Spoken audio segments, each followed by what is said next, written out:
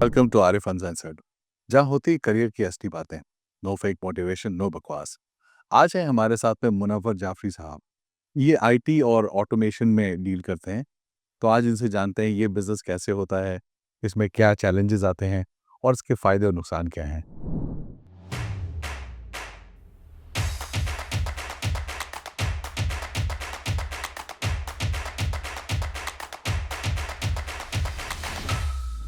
मुनव्वर भाई, welcome to Arif uncensored. कैसे हैं आप? जी, बहुत-बहुत शुक्रिया। अस्सलाम वालेकुम। वालेकुम सलाम। शुक्रिया बहुत-बहुत आपने जो इस ख़ाकसार को मदऊ किया अपने इस चैनल में। तो डेफ़िनेटली हम जो आज इसके ऊपर बात करेंगे कि जो आईटी के अंदर जो है वो क्या-क्या चीज़ें हैं जी। और हम जो वो क्या-क्या उससे सीख सकते हैं और किस तरह उसको इम्प्लीमेंट कर सकते हैं। तो जैसे हमारे चैनल में होता है कि आप इस इंडस्ट्री में आए कैसे और किस चीज़ ने आपको मोटिवेट किया कि यार मुझे इस लाइन में स्पेसिफिकली जाना चाहिए? बहुत अच्छा सवाल है। थोड़ा-सा इसमें एक बैकग्राउंड है जो मैं आपको देता हूँ। तो बेसिकली मेरा जो करियर था वो था मुझे मेडिसिन में जाना था। ओके। तो मैंने जो है वो मेडिसिन के लिए अपनी तैयारी शुरू की और फिर जो है वो थोड़ा ट्विस्ट आया, जो मेरा इंटरेस्ट जो है वो आईटी के अंदर डेवलप हुआ। उसमें ये था कि मेरे एक कज़न थे जो कि आईटी के अंदर थे, तो उन्होंने अपना पहला कंप्यूटर बाय किया था। तो उस वक़्त कलर मॉनिटर के साथ, I am talking about 1990s। Wow! तो वो मैंने जो है जब उनको विज़िट किया और उसमें मैंने अपना पहला गेम जो है वो खेला, उसके बाद पैक-मैन। तो वहाँ से जो है वो मेरा थोड़ा इंटरेस्ट बिल्ड हुआ। फिर मैंने जो है वो अपनी फ़ील्ड चेंज की और मैंने जो है वो पेट्रोमैन कराची में जो है वो एक इंस्टीट्यूट है, वहाँ से मैंने डिप्लोमा किया ओके। और वहाँ पे जो है वो 1 साल का फ़ास्ट ट्रैक प्रोग्राम था। वो करने के बाद फिर मैंने जो है वो बैचलर्स किया कंप्यूटर साइंस में और फिर अपना जो है वो मैंने करियर जो है वो कंप्यूटर साइंस की तरफ जो है वो मैं चला गया। 1999 से आप इसी लाइन। 93 से मैंने जो 93 में मैंने डिप्लोमा किया, फिर जो है वो 97 में अपनी ग्रेजुएशन कंप्लीट करके और फिर मैंने अपनी जो है वो करियर स्टार्ट किया, जॉब। तो मेरा इंटरेस्ट जो था वो शुरू से जो वो आईटी में था। जॉब मैंने शुरू की लेकिन साथ में मैं बिज़नेस भी करता रहा। वो इस तरह के मैं पार्ट्स खरीदता था कंप्यूटर के, उनको असेंबल करता था और उनको बेचता था मैं। और साथ में जो है वो सॉफ्टवेयर साइड पे जो मेरा इंटरेस्ट सॉफ्टवेयर साइड पे भी था और हार्डवेयर पे भी था और सॉफ्टवेयर में मैं जो है वो अपना सारा जो जॉब करता था डेवलपमेंट की मुख्तलिफ ऑर्गेनाइजेशन के साथ। ओके।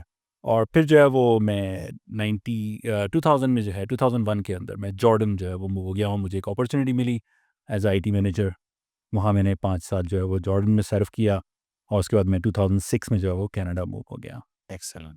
तो यहाँ पे फिर जो कनाडा में क्योंकि एज अ न्यू इमिग्रेंट हर एक को एक चैलेंजेस फेस करने पड़ते हैं। जी। तो डेफिनेटली उन चैलेंजेस से मैं गुजरा और मुझे जो है वो आइडिया हुआ कि जी यहाँ पर आपको अगर सरवाइव करना है और आपको मतलब ग्रो करना है तो आपको एक तो यहाँ की एजुकेशन में जाना है और साथ में एक्सपीरियंस जो है वो गेन करना है। तो मैंने जो है वो शुरू में जब कैलगरी आया तो मैंने सेट में एडमिशन लेके एक 6 महीने का फास्ट ट्रैक प्रोग्राम था ऑब्जेक्ट ओरिएंटेड सॉफ्टवेयर डेवलपमेंट का। ओके। वो मैंने कोर्स करने के बाद जो है वो मुझे राइट अवे अल्हम्दुलिल्लाह 3 ऑफ़र मुझे आ गई ओह वाओ! और फिर उसमें से मैंने जो एक्सेप्ट की क्योंकि 2 जो थी वो सॉफ्टवेयर हाउस से रिलेटेड थी और एक जो है वो क्रेडिट यूनियन थी।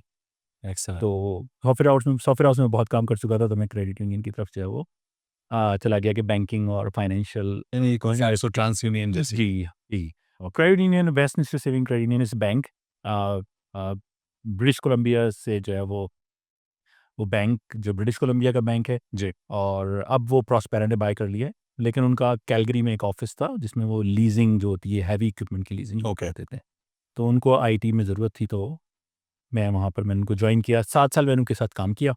ओके। फिर मुझे उन्होंने ऑफ़र की कि वो कैलगरी ऑफ़िस बंद कर रहे हैं तो मैं वैंकूवर मूव हो जाऊँ। ओक लेकिन यहाँ पे कुछ टाइज़ थी बच्चों की एजुकेशन भी चल रही थी तो फिर मैंने डिसाइड किया कि नहीं जी यहीं पे यहीं से जो है वो कंटिन्यू करेंगे। फिर वहाँ पर मैंने जो है वो अपना बिज़नेस स्टार्ट किया although it was the time of recession, recession start हो गया था। ये लेकिन कौन ये सी ईयर ये वन था? ये जो है वो 15 में। 2015। ओके। जी। तो एक तो वो 2008 में आया था लेकिन वो 2008 भी तो आईटी जो सेक्टर है वो ऑलवेज़ बड़ा इम्पोर्टेंट है इस हवाले से जी कि जब भी रिसेशन आता है तो आईटी में जो है वो एक ग्रोथ होती है। तो जब 2008 में भी रिसेशन आया था तो आईटी के अंदर जो है वो बहुत ज़्यादा जो है वो जॉब्स आई थी और मैंने आपको बताया उस वक़्त मुझे 3 ऑफ़र आए और मैंने एक्सेप्ट कर लिए। और फिर जो है जब 2015 में रिसेशन आया तो उस वक़्त मैंने छोड़ दी जॉब जी। और चैलेंजिंग भी था लेकिन मैंने अपना बिज़नेस जो है वो मैं कंसल्टिंग में आ गया फिर। ओके। तो फिर मैंने कंसल्टिंग वगैरह स्टार्ट की डिफरेंट ऑर्गेनाइजेशन के साथ। तो मैंने लीगल एड अल्बर्टा, फिर ट्रांसल्टा, इंटर पाइपलाइन, जितनी भी ऑयल एंड गैस इंडस्ट्रीज़ हैं। फिर मैं शिपिंग कंपनी है, उसके साथ भी मैंने कंसल्टिंग की। तो फिर जब ये कोविड स्टार्ट हुआ तो फिर मुझे जो है वो काम अल्हम्दुलिल्लाह बढ़ना और शुरू हो गया, क्योंकि कंपनीज़ जो हैं वो ऑनलाइन क्लाउड पे ज़्यादा ज़्यादा शुरू हो गई। उसके पहले तो आप ऑफ़िस में सही जी हाँ। ऑफ़िस में जाते थे, फिर ऑनलाइन हो गया तो उनको सब क्लाउड पे जाना पड़ा। तो वो बहुत तेज़ी से माइग्रेशन शुरू हुई क्लाउड की तरफ। तो अल्हम्दुलिल्लाह उस टाइम पे भी जो है वो काम काफ़ी बढ़ा, तो फिर मैंने जो है वो अपना एक ऑफ़िस सेटअप करके और हायरिंग की।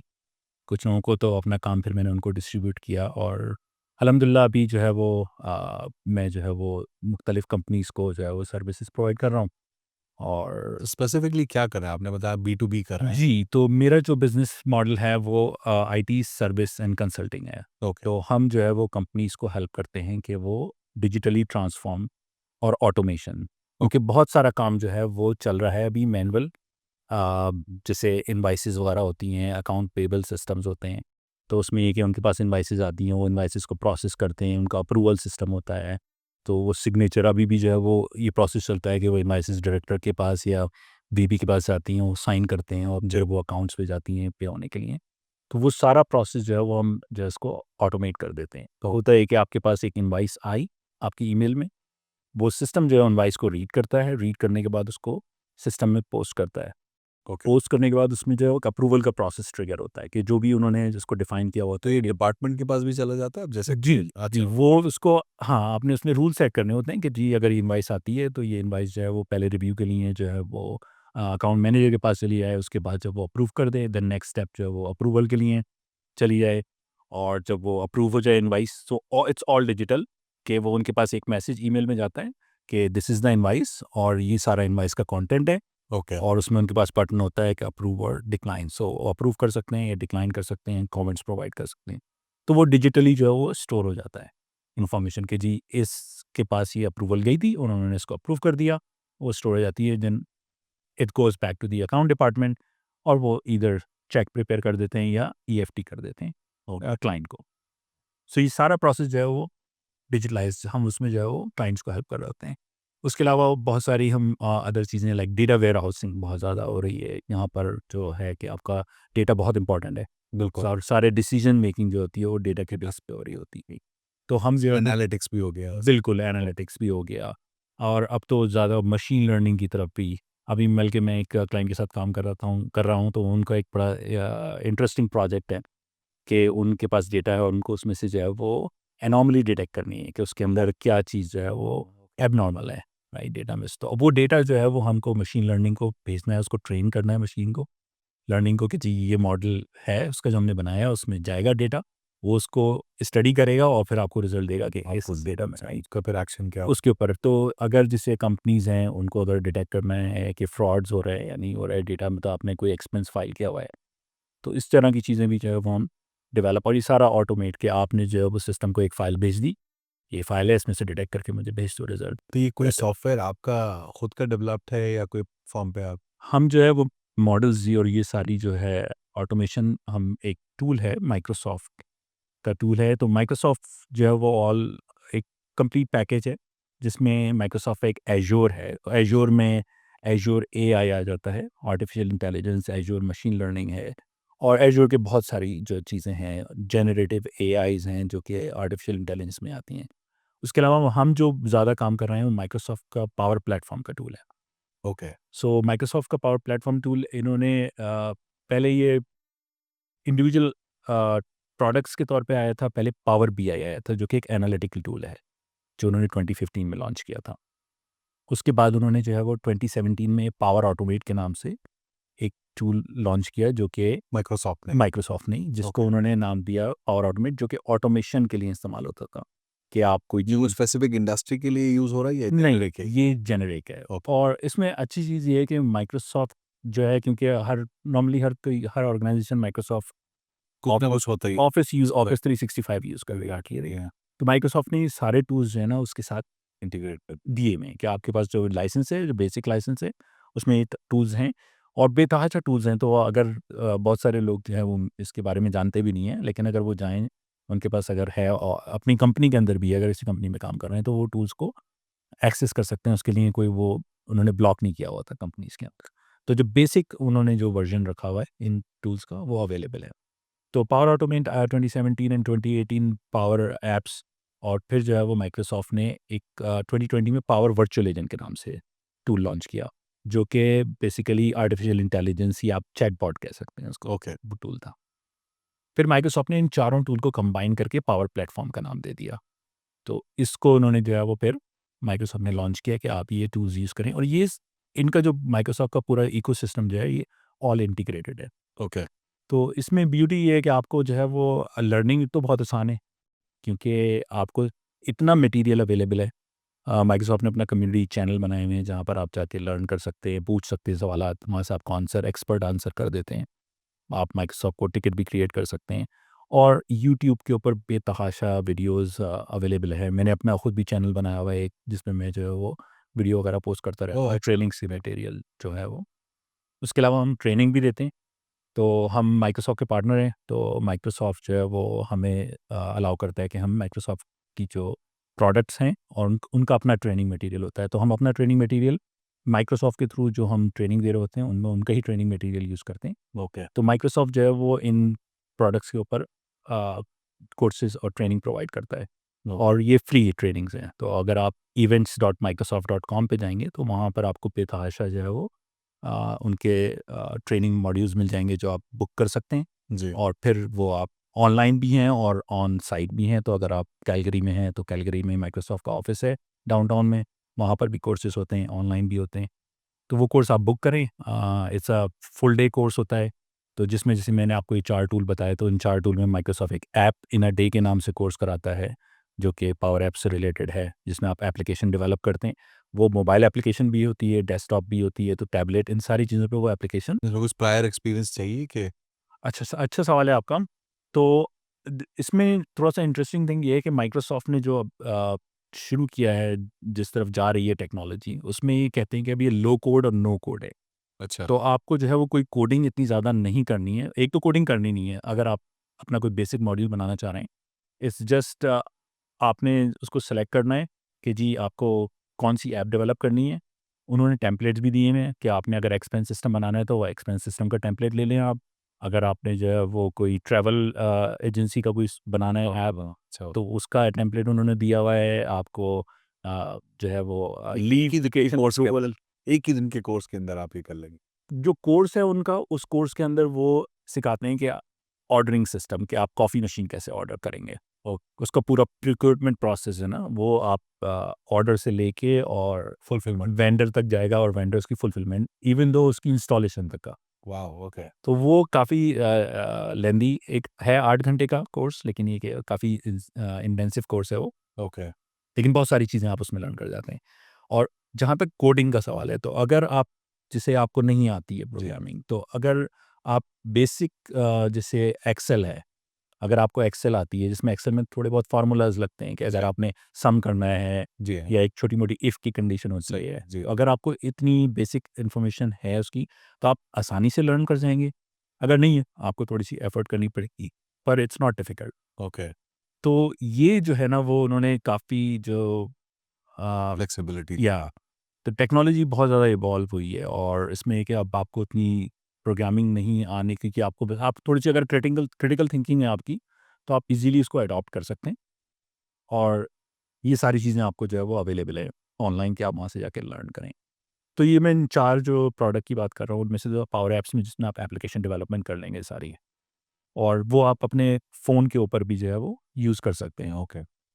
दूसरी जो थी वो पावर ऑटोमेट, और वो आप इंटीग्रेशन और ऑटोमेशन के लिए है, कि लेट्स से मैंने आपसे कहा कि जी मैं आपको ईमेल भेज रहा हूँ, और वो ईमेल जो है वो ईदर ऑटो रिस्पॉन्ड हो जाए, या ईमेल जो है वो, मैंने आपको कोई फ़ाइल भेजी है, उस फ़ाइल में से डेटा उठा के मुझे जो है वो कहीं पे स्टोर करना है, या किसी को फॉरवर्ड कर दो, या जी। किसी को असाइन कर दो।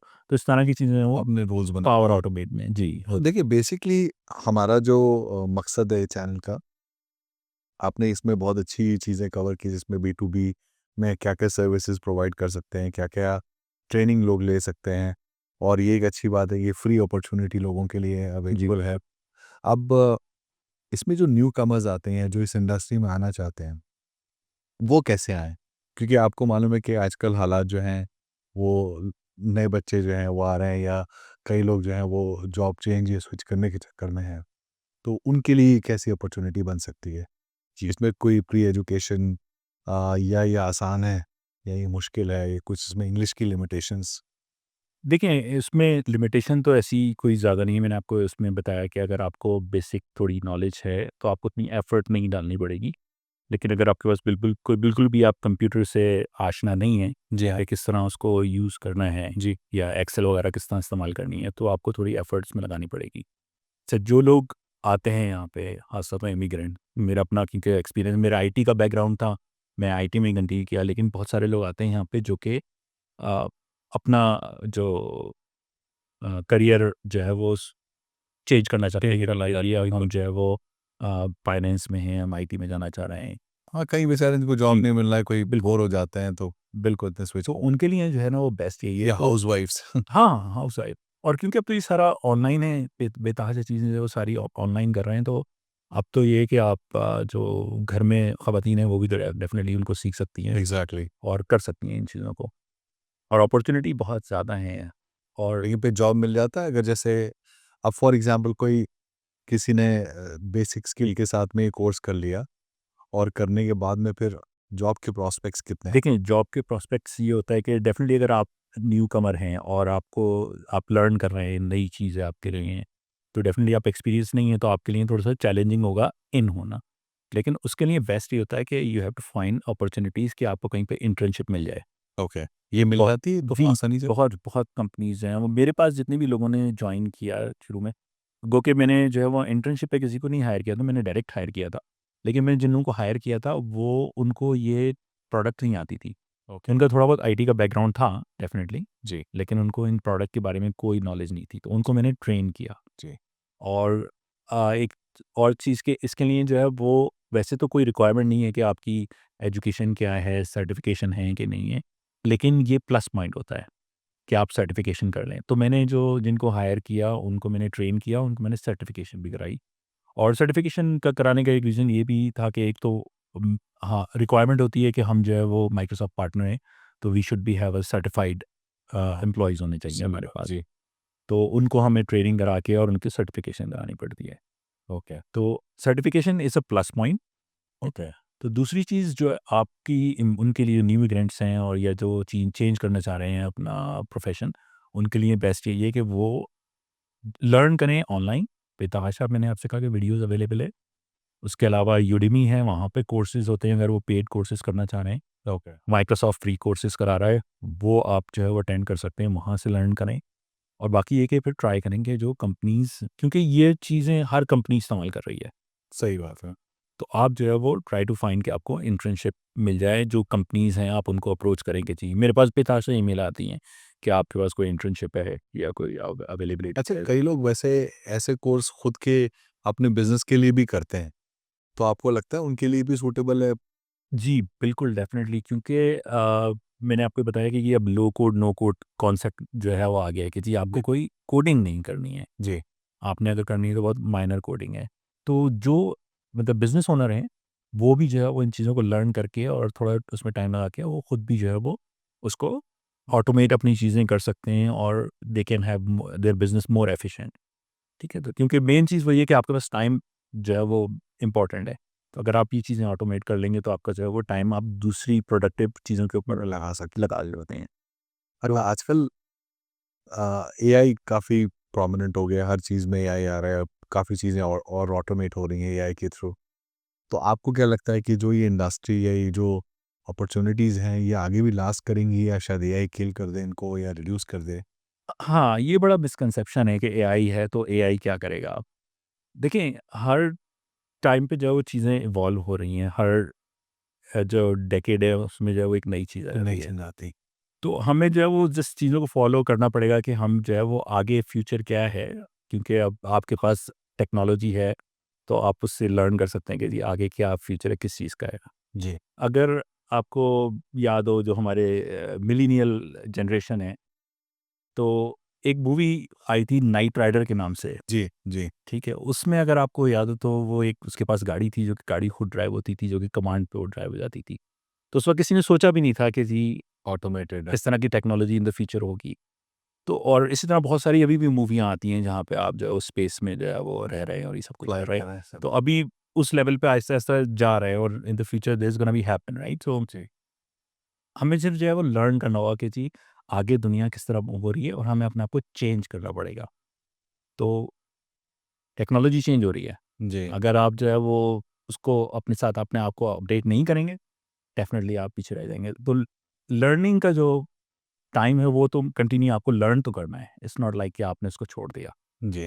अगर आपने छोड़ दिया देन आप बिहाइंड, राइट? सो आप फिर उसी एक ककून में रहना शुरू हो जाएँगे। ठीक है जी, मैंने सुबह जाना है, शाम में वापस आ जाना है और फिर जब जॉब नहीं होगी तो मैंने जो है वो कोई दूसरा प्रोफ़ेशन देखना है या उबर चलानी है, राइट? सही। लेकिन अगर आपने जो है वो अपने आप को अ, आगे बढ़ाना है तो you have to work hard. Learning और लर्निंग जो है वो आपको स्टॉप नहीं करनी है। स्टॉप नहीं करनी है। एआई मैंने आपसे बताया कि बड़ा कि जी एआई आ गई तो अब क्या होगा? वगैरह काम एआई कर रहा है, हम क्या करेंगे? बिल्कुल। तो अगर आप थोड़ा-सा आगे फिर पीछे जाएँ और आप देखें कंप्यूटर नहीं था तो क्या था पहले टाइपराइटर था, राइट? सही टाइपराइटर बात। पे लोग टाइप करते थे, फिर कंप्यूटर आया, लोगों ने कंप्यूटर पे टाइपिंग शुरू की, चेंज किया अपने आप को, ठीक है? फिर था अकाउंटेंट से तो सॉफ्टवेयर आ गए, तो अकाउंटेंट परेशान कि अब अकाउंटेंट की जॉब का क्या होगा? अकाउंटेंट की जॉबें खत्म हो जाएँगी, राइट? लेकिन चेंज आती रही और लोगों ने उसको अडॉप्ट किया और वो अपने आप को चेंज करते चले गए। बिल्कुल। जहाँ तक एआई का ताल्लुक है, तो एआई भी कोई नई चीज़ नहीं है। अगर आप देखें ना तो बेसिकली एआई जो स्टार्ट हुई है, वो उसकी रिसर्च जो है वो 1956 में स्टार्ट हुई है। एआई की रिसर्च, जी। ओके। और 65 में उसका जो है वो प्रोसेस उन्होंने स्टार्ट कर दिया था एआई का। जी, एआई ने अपनी शक्लें बदलती ना ये एआई ना कि अभी आपको एआई दिख रही है कि जी चैट जीपीटी आ गया, डीपसीक आ गया, जेमिनी आ गया, ठीक है? इस तरह के टूल आ गए, आप उनको कुछ भी बोलें वो आपको लिख के दे देते हैं आपको कोई भी सॉल्यूशन। आप उनको बोले कि जी मुझे ऐप डेवलप करनी है। यही काम अगर आप थोड़ा-सा 5 साल, 6 साल पीछे चले जाएँ, तो आप गूगल पे सर्च कर रहे थे, बिल्कुल हाँ, ठीक है? उससे और पीछे चले जाएँ एनसाइक्लोपीडिया, वो क्या था? वही आपको चीज़ें प्रोवाइड कर रहा था ना। सही बात। आपको एआई यही ना आर्टिफिशियल इंटेलिजेंस आप कुछ पूछेंगे वो आपको जवाब दे देगा। जवाब देगा, जी हाँ। हाँ, इससे पहले आईबीएम बहुत अरसे से काम कर रहा है इसके ऊपर। आईबीएम का एक वाटसन एक्स के नाम से जी हाँ, ठीक है? तो वो सारी चीज़ें सही बात। सारा एआई है वो जस्ट ये कि क्योंकि अब टेक्नोलॉजी आ गई है, चीज़ें बहुत तेज़ी से जो है वो स्प्रेड हो जाती हैं। तो जब कोई नई चीज़ आती है तो everybody is marketing their product. तो एक रेस चल रही है। जी, तो मुझे नहीं लगता कि एआई जो है वो आगे जाके लोगों की जॉब खत्म करेगा। वो मज़ीद अपॉर्च्युनिटीज़ क्रिएट करेगा। लेकिन आपको उन अपॉर्च्युनिटीज़ को लर्न करना है, वो अपॉर्च्युनिटीज़ क्या हैं और आप कहाँ पे जो है अपने आप को उसको फिट कर सकते हो। बिल्कुल। तो मैं नहीं कहूँगा कि एआई जो है वो आपकी लाइफ़ को आगे या जॉब्स को जो है वो ख़त्म कर देगा। हुँ, बट इसमें इवॉल्व होना ज़रूरी है। इवॉल्व होना ज़रूरी है, बिल्कुल। एग्ज़ैक्टली हाँ। अच्छा, एक बहुत इम्पोर्टेंट चीज़ कि ये कोई आदमी अगर जॉब कर रहा है, इंटर्नशिप कर रहा है, तो इससे क्या इनकम की पॉसिबिलिटी बनती है? अच्छा सवाल है। देखें इसमें जो है ना वो जहाँ तक जॉब्स का ताल्लुक है जो बेसिक जो स्टार्ट होती है वो जॉब वो तकरीबन अगर आपको नहीं आती है डेवलपमेंट वगैरह, तो जो इंटर्नशिप्स कह लें या आप जो फ्रेश ग्रेजुएट्स आते हैं तो नॉर्मली जो ये कंपनीज़ हैं जो हायरिंग कर रही होती हैं मीडियम टू लार्ज बिजनेसेस वो यूनिवर्सिटी फ्रेश ग्रेजुएट्स को हायर करते हैं ज़्यादातर जो अपने न्यू ग्रेजुएट्स को वो प्रमोट करने के लिए। तो वो नॉर्मली $25-30 35 डिपेंड करता है कंपनी में। लेकिन एक एवरेज जो है वो 60K जो है वो ईयरली सैलरी से स्टार्ट करते हैं। दैट्स वेरी इंटरेस्टिंग हाँ। जी। तो और उसमें फिर ये है कि आप वही मैं आपसे कह रहा हूँ कि अपने आप को अपने कितना जो है वो लर्न करेंगे, कितना अपने आप को क्योंकि हर चीज़ की एक वैल्यू होती है। बहुत एक एग्ज़ाम्पल कॉमन सी एग्ज़ाम्पल है ना, ये पानी की बोतल है। एक पानी की बोतल आप कॉस्को से खरीदेंगे तो वो $4 की 40 बॉटल आ जाएँगी। बिल्कुल। ठीक है जी। वही और वही आप एयरपोर्ट से लेंगे तो वो कितने की मिलेगी, वही आप जो है वो 7-Eleven से लेंगे। सही। तो जस्ट चीज़ वही है, उसकी वैल्यू चेंज हो रही है। तो आपको भी जो है वो अपने आप को इवॉल्व करना है, लर्न करना है और फिर जो है वो दूसरी चीज़ होती है कि लोग कहते हैं कि जी हमारा जो है वो इंटरव्यू होते हैं, हमारी सिलेक्शन नहीं होती। ये बड़ा कॉमन प्रॉब्लम है ना। एग्ज़ैक्टली मैं इस पे आने वाला था। जी, जी, तो इसके अंदर जो है ना वो इंटरव्यू एक तो रेज़्यूमे नंबर 1 रेज़्यूमे आपका रेज़्यूमे इस तरह होना चाहिए कि वो पिक हो जाए, जी, जिसके लिए भी आपको बहुत सारे फंडेड ऑर्गनाइज़ेशंस हैं जो कि हेल्प करती हैं। जी, इंटरव्यूज़ के लिए भी हेल्प करती हैं, लेकिन इंटरव्यूज़ के लिए जो है ना वो सबसे बेस्ट चीज़ है ना जब आप किसी को इंटरव्यू दे रहे हैं, तो आप जस्ट ये सोच लें कि आपके पास कोई एक प्रोडक्ट है जो आप बेच रहे हैं। जी, अब उसमें आप अपनी सारी एफ़र्ट डाल दें। जी, हमारे इंटरव्यू को जो है ना बड़ा स्ट्रेस में लिया जाता है कि जी क्या सवाल आएगा, किस तरह का सवाल आएगा। लेकिन मेन वही होता है कि आपने कॉन्फिडेंट होके बोलना है, सेल करना है अपने आप का। अगर आपकी सर्विसेज़ है, सर्विसेज़ सेल करें, प्रोडक्ट है, प्रोडक्ट सेल करें। सही बात है। और जो है वो आप डेफ़िनिटली उसमें आपको कोई प्रॉब्लम नहीं आएगी कि अगर आप आपके पास नॉलेज है और आपको अपने आप को सेल करने का तरीका आता है। हुँ। अच्छा, एक हमेशा कन्फ्यूज़न, एक सवाल रहता है लोगों के बीच में कि कैलगरी एक कंपैरेटिवली छोटा शहर है। तो लोग कहते हैं यार कैलगरी में शायद जॉब ना मिले, विल हैव टू मूव। अगर हमें आईटी का एक्सपीरियंस है तो आईटी की मार्केट टोरंटो में है या वैंकूवर में है। तो ये कितना सच है? देखें, इसमें मेरे हिसाब से जो है वो इतना कोई सदाकत नहीं है कि जी आपको छोटे शहर में जॉब नहीं मिलेगी। अ, छोटे शहर में एक्चुअली जॉब मिलना ज़रा ज़्यादा आसान होता है एज़ कम्पेयर टू बड़े शहरों में। ओके, और लाइक मेरा पर्सनल एक्सपीरियंस है, मैंने आपको बताया कि मैं टोरंटो में मुझे मिल गई थी जॉब, मैंने आईटी की जॉब की है टोरंटो में, लेकिन वो बड़ी चैलेंजिंग थी। सेकंड जो है वो क्योंकि जब आप एक क्राउडेड जगह पे होते हैं, तो वहाँ पे कॉम्पिटिशन बढ़ जाता है। बिल्कुल। तो इसकी एक एग्ज़ाम्पल मैं आपको ये देता हूँ, जो आपको बता रहा हूँ कि मेरा जॉब यहाँ से मुझे वैंकूवर की उन्होंने ऑफ़र की कि मुझे वैंकूवर मूव होना है। जी, तो मैंने उनसे नेगोशिएट किया था। मैंने वो कि मेरे कुछ यहाँ पे कमिटमेंट थे, लेकिन मैंने कहा फिर भी मैं उनसे नेगोशिएट करता हूँ। नेगोशिएट करते हैं। जी हाँ। लेकिन वो नेगोशिएशन इतनी सक्सेसफुल नहीं हुई और उसकी एक रीज़न ये थी कि जो मेरे मैनेजर थे, मैं कैलगरी में था, मेरा मैनेजर जो है वो बीसी के अंदर था। मेरे मैनेजर की सैलरी मुझसे कम थी। सीरियसली? ओके। जी, ठीक है? तो जहाँ पर कॉम्पिटिशन आ जाता है, वहाँ पे फिर जो है वो आपको क्योंकि अवेलेबिलिटी है लोगों की और आपको क्वालिटी भी मिल जाएगी और क्वांटिटी भी है वहाँ पे। तो देखिए कैलगरी में भी जो है वो जॉब्स हैं, काफ़ी जॉब्स हैं। जो छोटे शहर होते हैं उनमें भी जॉब्स होती हैं। टोरंटो, वैंकूवर बड़े शहर हैं और डेफ़िनिटली अपॉर्चुनिटीज़ क्योंकि पॉपुलेशन ज़्यादा है, लेकिन वहाँ पे फिर आपके पास कॉम्पिटिशन भी ज़्यादा जो जॉब्स आती हैं, जी, उन एक जॉब के ऊपर आपके ऊपर जो है वो थाउज़ेंड्स जो है वो रिज़्यूमे आ रहे होते हैं। उनके ऊपर आपको फ़िल्टर करना और फिर उसमें से निकालना कैंडिडेट, तो आपकी जो प्रोबेबिलिटी है वो ऑटोमेटिकली कम हो जाती है बड़ी जगहों के ऊपर कि आपका रिज़्यूमे गया और वो पिक हो जाए और पिक हो जाए तो फिर आपको जॉब मिल जाए। प्लस ये कि जब आपको जॉब मिलती है तो वो भी क्योंकि कम्पिटिटिव मार्केट है ये दोनों जो हम बड़े शहर हैं, तो वहाँ पर आपको फिर दूसरी चीज़ें जो है वो सैक्रिफ़ाइस करनी पड़ती हैं। हो सकता है आपका पे स्केल अच्छा ना हो सकता है बेनिफिट्स अच्छे ना हो। जी, जी। तो मैं लोगों को जो है वो यही एडवाइस करूँगा जॉब के हवाले से कि एक तो अपनी नेटवर्किंग बढ़ाएँ, तो उसके लिए कि लिंक्डइन एक बहुत अच्छा जो है वो सोर्स है। प्लेटफ़ॉर्म है, तो उसमें आप जाएँ, जितने लोगों को अपने पास ऐड कर सकते हैं, ख़ुसूसन जो है वो लोग के कौन-कौन सी कंपनीज़ में काम कर रहे हैं। कैलगरी में अगर कैलगरी में है तो कैलगरी की कंपनीज़ के अंदर इतनी नेटवर्किंग बनाएँ और अपने आप को जो है वो एक्टिव रखें लिंक्डइन पे कि आप अभी कोई पोस्ट डालें किसी चीज़ से रिलेटेड और बहुत सारी चीज़ें अवेलेबल हैं ऑनलाइन। आप द ब्लॉग्स वगैरह भी खुद लिख सकते हैं। एक छोटा-सा ब्लॉग लिख के आप लिंक्डइन पे पोस्ट कर दें कि एक अपनी जो है वो हाइब्रिड ही होना है। आइडेंटिटी बनाएँ, वहाँ पर दिखाएँगे लोगों को कि आप एक्टिव हैं तो और इन्फॉर्मेशन, नॉलेज अपनी कुछ नॉलेज शेयर कर करें। तो एक तो लिंक्डइन जो है वो एक अच्छा प्लेटफ़ॉर्म है नेटवर्किंग के हवाले से, क्योंकि आपको जितना भी काम मिलता है, जॉब्स मिलती हैं, जी, वो बहुत कम चांसेस होते हैं कि आपको अप्लाई करें आप और आपको जो है वो इंटरव्यू कॉल आ जाए और हायर हो जाए। ज़्यादातर जो है वो नेटवर्किंग और आपके रेफरल्स होते हैं। तो ओके, जितनी नेटवर्किंग बनाएँगे, रेफरल्स बनाएँगे, बाकी ये है कि बहुत सारी कंपनियाँ इंटर्नशिप पे हायर करती हैं और अगर किसी को हेल्प की ज़रूरत है तो डेफ़िनिटली मुझे भी जो है वो अप्रोच किया जा सकता है। और अगर मेरे पास क्योंकि मेरे पास आती रहती हैं जॉब्स वगैरह की कंपनीज़ कहती रहती हैं, अभी ओके। हमें इस जो है वो टैलेंट की ज़रूरत है, हमें ये एक्सपर्टीज़ चाहिए, ये एक्सपर्टीज़ चाहिए। कि आईटी भी जो है वो बहुत वाइड एग्ज़ैक्ट इंडस्ट्री है, तो उसमें ये कि सिर्फ़ नहीं है कि आप जो है वो एक प्रोडक्ट और एक टूल पे काम कर रहे हैं। बिल्कुल। डिफरेंट डिफरेंट जो है वो कंपनीज़ हैं, डिफरेंट प्रोडक्ट्स हैं। तो अगर आपके किसी और चीज़ में भी एक्सपर्टीज़ है, तो कॉन्टैक्ट में रहें और जो है वो अ, उसमें कि आप मुझे लिंक्डइन पे भी फाइंड कर सकते हैं और मेरी कंपनी का नाम जो है वो इज़ानियास है, तो अगर आप उसको भी गूगल करेंगे तो आपको ईज़िली फाइंड करके आप जो है वो लिंक्डइन से कनेक्ट कर लें या फेसबुक से कनेक्ट कर लें, वो भी सोशल मीडिया के प्लेटफ़ॉर्म है।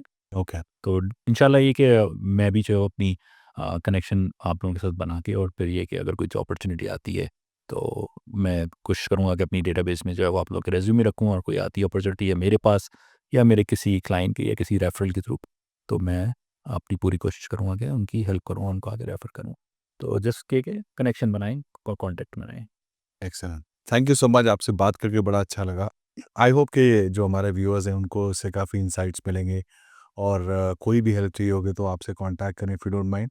जी, बिल्कुल। आपको भी उम्मीद है ये एपिसोड अच्छा लगेगा। कुछ भी हेल्प चाहिए या कोई भी कॉन्टैक्ट डिटेल चाहिए हम ये एपिसोड के आखिर में शेयर करेंगे। Feel free to contact him. Thank you so much and have a good day.